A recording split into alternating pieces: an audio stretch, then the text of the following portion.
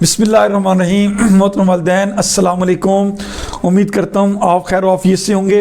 میں sir Atiq Ur Rahman, managing director personality grooming high school and motivation speaker آپ سے مخاطب ہوں۔ الحمدللہ ہم آپ لوگوں کو ڈیلی میسیج سینڈ کر رہے ہیں، امید کرتا ہوں آپ سنتے ہوں گے، بچوں کو بھی سناتے ہوں گے، اپنے اہل خانہ کو بھی سناتے ہوں گے۔ انشاءاللہ ہمارا یہ سلسلہ جاری و ساری رہے گا۔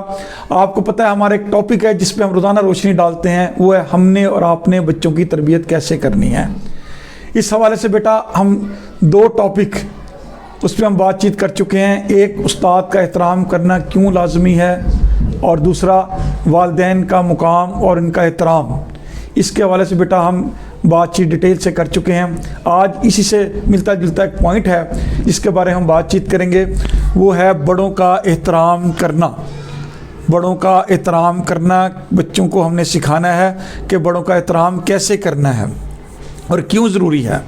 بیٹا اس بات کا آغاز میں یہاں سے کروں گا کہ سرور کائنات امام البشر خاتم النبیین خاتم المرسلین رحمۃ اللہ عالمین صلی اللہ علیہ وسلم نے فرمایا کہ جس شخص نے بڑوں کا ادب نہ کیا اور چھوٹوں سے شفقت سے پیش نہ آیا وہ ہم میں سے نہیں۔ بیٹا یہ حدیث مبارکہ ہے، اللہ کے نبی صلی اللہ علیہ وسلم نے ہمیں یہ پیغام دیا ہے، اس کے بارے میں ہم غور کریں تو ہمیں پتہ چلتا ہے کہ بڑوں کا احترام کرنا کتنا ضروری ہے۔ بیٹا بڑے اپنے ہوں، رشتہ دار ہوں، یا ہمسائے میں ہوں، یا عزیز و قارب میں ان کا شمار ہوتا ہو، یا قریبی کہیں رہتے ہوں، یا آپ مساجد میں جاتے ہیں، مسجد میں جاتے ہیں، بڑے بزرگ ہوتے ہیں، بیٹا عمر میں بڑے ہوتے ہیں، ان کا احترام کرنا بہت ضروری ہے، کیونکہ وہ ہم سے عمر میں بھی بڑے ہیں، تجربے میں بھی بڑے ہیں، سینئرٹی میں ہر طرح سے ہم سے آگے ہیں وہ۔ اور پھر جو میرے نبی نے فرمایا بیٹا اس اعتبار سے بہت ضروری ہے کہ ہم ان کا احترام کریں، اور ہم نے یہی چیز بچوں کو سکھانی ہے۔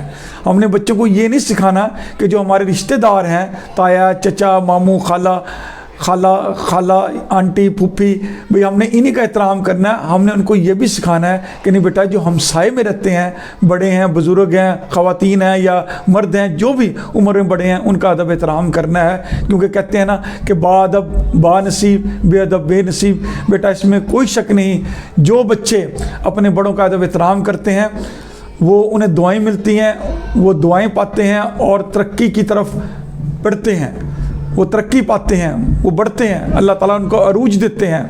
اور جو لوگ اپنے بڑوں کا ادب احترام نہیں کرتے بیٹا وہ پستی کی طرف جاتے ہیں، وہ کبھی ترقی نہیں کرتے، وہ بے نصیب ہوتے ہیں۔ تو بیٹا یہ صحیح کہا گیا کہ با ادب با نصیب، بے ادب بے نصیب۔ اپنے بڑوں کا احترام کرنا ہے، ان کی دعائیں لینی ہیں۔ خود بھی میری بیٹیوں، میری بچیوں، میرے بہنوں، میرے بھائیوں، آپ نے خود بھی بڑوں کا بھی ادب احترام کرنا ہے اور ان بچوں کو بھی بڑوں کا ادب احترام کرنا سکھانا ہے۔